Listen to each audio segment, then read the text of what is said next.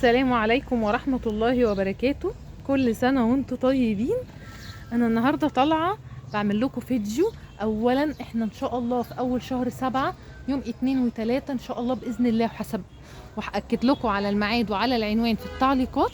عاملين معرض جامد جدا جدا جدا مع ناس حلوين قوي، والمعرض ده هيبقى فيه كل حاجة، مش هيبقى بديل السجاد بس ولا السجاد بس ولا المفروشات الحلوة دي بس، لا ده المعرض هيبقى فيه كل حاجة، وهتبقى كل حاجة موجودة داخل المعرض بأسعار خاصة جدا ومدعمة، عشان بنعمل حاجة كويسة جدا، مبادرة كده ان احنا ننزلوا الأسعار عشان الناس اللي تعبت من كتر الغلاء اللي حصل الفترة اللي فاتت دي، وان شاء الله بإذن الله نكرروها كل أول شهر بعد كل مرتب باذن الله، لو قدرنا ان احنا نستمروا في المبادره دي. فدي هتبقى حاجه حلوه جدا جدا للعرايس، وكمان هيبقى في معانا عروض حلوه قوي قوي قوي. دعم للعرايس الايتام اللي باباها متوفي او مامتها باباها مطلقين او باباها عنده اي مرض مزمن، هيبقى ان شاء الله ليها اسعار خاصه، بس تجيب معاها ما يثبت ذلك. تمام. تعالوا بقى، عشان ناس كتيره تقول لي ايه الفرق ما بين الاسباني، يعني ايه الشغل الاسباني ده. الشغل الاسباني ده احنا الوحيد على مستوى اسكندريه اللي منفردين بيه، لان مش اي حد هيفهمه. هو بسم الله ما شاء الله تبارك الله، هو طبعا بديل سجاد، يعني كله يقول لك ما هو الظهر محبب، ما هو كله الظهر محبب، لا، في وزن، في تقفيل، في الشريط دوت اللي معمول علشان ما يتزحلقش او يتبرم مع الوقت. عايزه اقول لك ان بقوا من العرايس بيدخلوا بيه دلوقتي من كتر ما هو بسم الله ما شاء الله تبارك الله جميل جدا. حتى الالوان بتاعته غير الوان بديل السجاد اللي في السوق. يعني انتوا بس، انا طبعا كاميرا الموبايل عندي ظلمه الشغل خالص، يعني الموبايل على قد حلو خالص، ظلمه بجد الشغل.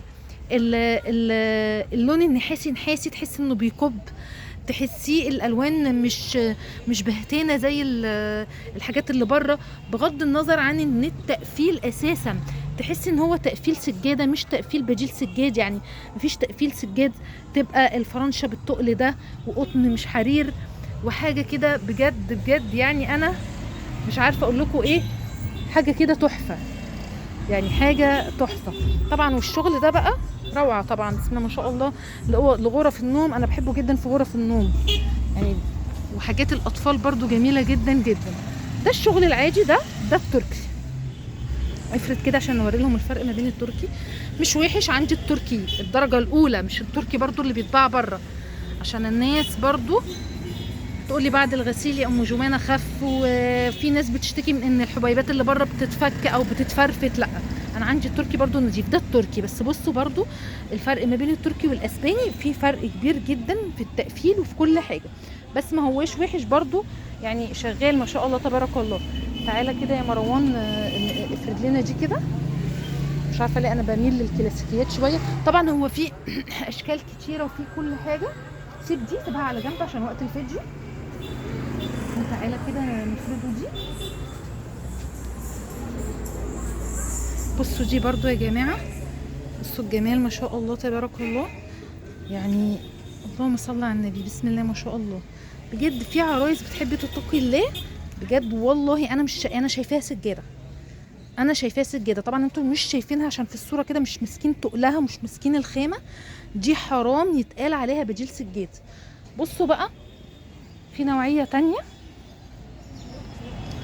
بصوا بقى الجمال ده، بصوا بقى اللي هي دي ازاي اقول عليها بديل سجاد، يعني بجد حاجه كده خرافه. في المشات بتاعتها اللون الجريشي اللي طالع موضه، الجريهات، بجد حاجات تحفه تحفه تحفه. حاجات المطابخ دي طبعا تركي، ما بقولش ان التركي وحش، برضو جميل وكل حاجه، لان كل واحد بيبقى على قدر استطاعته.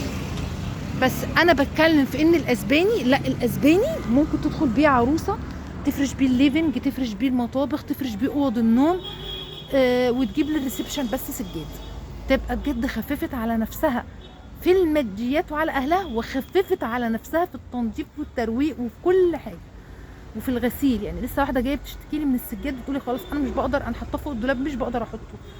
وبتجيلي منين؟ يعني احنا في السيوف بتجيلي من ابو قير، من غير ان في ناس بتجيلي من كفر الدوار ومن دمنهور، لان جربوا خلاص الخامه بتاعتنا ان هي غسيل ولبس زي ما بيقولوا. تمام. هعمله لكم خصم 200 جنيه في اليومين بتوع المعرض، 200 جنيه على اي طقم سرير، خصم 200 جنيه على اي طقم سرير. تمام. التركي طبعا انتوا عارفين شغلنا، وهجيب لكم معايا الفوط باسعار وهم، باسعار وهم.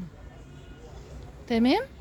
كل سنه وانتم طيبين، واسالكم الدعاء، وهستناكم يوم المعرض ان شاء الله. واي حد عايز اي حاجه يكلمني على الواتساب، وزي ما قلت لكم في اسعار خاصه للايتام، وشيروا بقى عشان تاخدوا الاجر في الايام المفترجه الحلوه دي. كل سنه وانتم طيبين، والسلام عليكم ورحمه الله وبركاته.